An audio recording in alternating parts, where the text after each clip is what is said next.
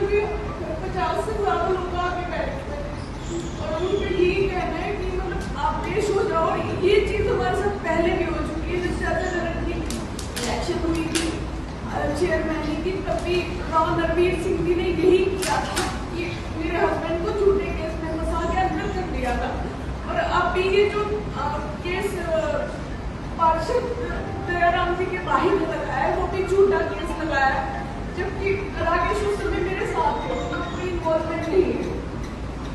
और अब ये हमारे घर में बैठे हुए हैं आगे, और मेरे बच्चे भी घर से बाहर है बिल्कुल, और हम भी बाहर हैं। मैं भी काफी समय से बाहर थी, अभी किसी के द्वारा जानकारी मिली है तब मैं यहाँ पहुंची। और घर में अब भी पुलिस बैठी हुई है, हमारे सारे कैमरास तोड़ दिए गए और नोटिस लगा दिया गया है कि मुझे जाकर पेश होना है थाने में। तो मैं आप सबसे यही कहना चाहूंगी कि अगर कोई इंसान बिना सरकार के बिना टिकट के निर्वाचित होता है और इलेक्शन जीतता है, तो उसके साथ अगर इस तरह से केंद्र सरकार राज्य सरकार करेगी तो आने वाले टाइम में सिर्फ तानाशाह चलेगी और कोई इलेक्शन नहीं होगी। सिर्फ जो सरकारी समय सत्ता में है वो उनको दबा के रखेगी।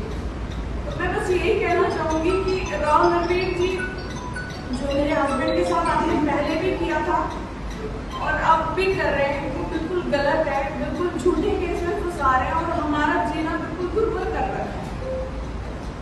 मैं आप सबसे यही कहूंगी कि जो सच्चाई है आप सब उसका साथ दीजिए और ये जो बिना मतलब का केस दर्ज हुआ है इसको खारिज करवाइए।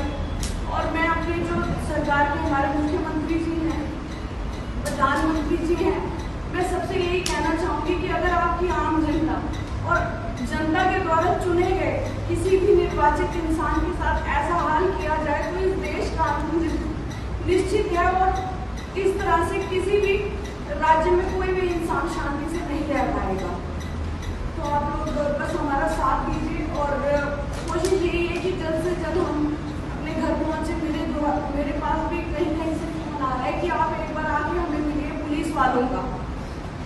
और आज हमारे घर आ गए कि आपका जो भी राकेश का नाम है सब कुछ मतलब यहाँ से लेके जाएंगे और इसको किसी तरह से मतलब बाइकआउट किया जाएगा। तो हम बहुत ज़्यादा परेशानी में चल रहे हैं। अगर कोई इलेक्शन लड़ रहा है, जीत रहा है और उनसे इस जीत को बचाया नहीं जा रहा।